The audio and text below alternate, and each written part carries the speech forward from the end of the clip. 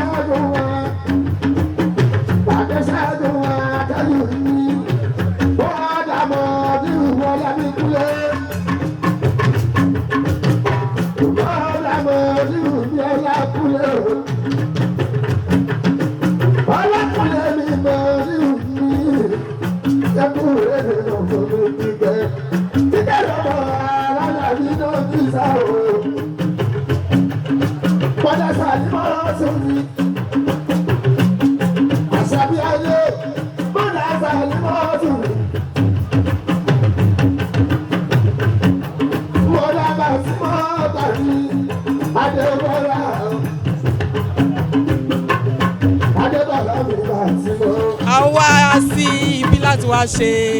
ẹ̀yẹ ìkẹyìn fún ìyá kábíyèsí tó ṣaláìsí yèyé ọba Rukayat Fagbemi ó ló gbé wa dé bíbá yìí kọ́lọ́n kó forí jìn ìyá náà kó ṣe kú nísinmi fún wọn kó pa gbogbo wọn pọ̀kẹ́ kó ṣe wọn kó fún wọn ní àlìjọ́nà Firdaus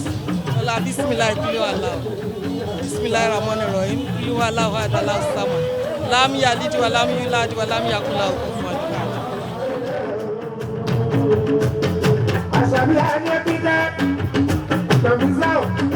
hola hola, alele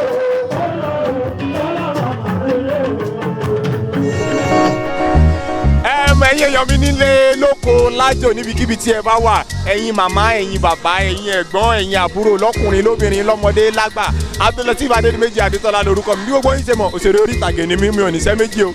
mo fẹ́ sọ fún yín wípé tẹ́ ẹ bá fẹ́ mọ̀ nípa àwa òṣèré orí ìtàgé tẹ́ ẹ fẹ́ mọ̀ nípa nǹkan tá à ń ṣe tó jẹ́ reality tí ò sí ká fi gbá kànbọ̀kan nínú bẹ̀ ẹ jọ ẹ máa bá mi wo Bísí Ológe Show ó mọ bó ṣe ń mú wa ẹ máa wo Bísí Ológe Show.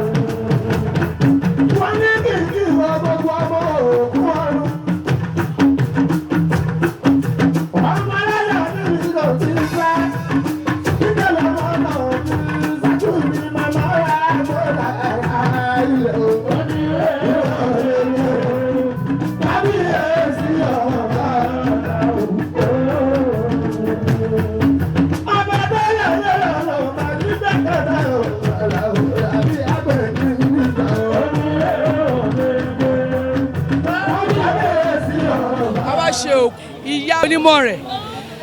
àwa ṣe òkú ẹ̀ lẹ́nu Alájà Nafisat ọlọ́run kó fọlẹ̀ kó filẹ̀ kẹ́ wọn o kó má ṣe lákùúfàánú ẹbí fún wọn o kọ́lọ́run kó fún ọba náà lẹ́mìí gígùn àtàláfíà ara o ọlọ́run gbogbo àwa táwa náà kádélé wa láyé àtàláfíà o ká má rí dààmú o ọlọ́run yìí tó dáa ni kó máa ṣe é nù ìlú yìí o.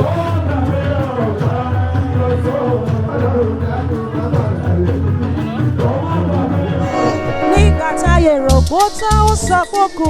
nígbà tí mo fẹ́ ṣubú ó gbé mi ró ìràwọ̀ mi tó tan igá ayé má ṣe pa ó mo ń bẹ̀ ọ́ fún mi lóore àjẹdálẹ̀ ẹ̀yin tèmi lé èmi ọmọ yín náà ní Esther Ìgbẹ́kẹ̀lé ẹ máa wo Bísí Ológe show ètò tó kọ́ni lọ́gbọ́n ni o ikọ́ tó ń ṣẹlẹ̀ ń gbòòrò orí ètò ilẹ̀ ti máa rí gbogbo ohun tẹ́ bá fẹ́ mọ̀ pátápátá nípa àwọn eléré àtàwọn àwọn gbajúmọ̀ orí ètò ilẹ̀ ti máa rí don't touch the dial.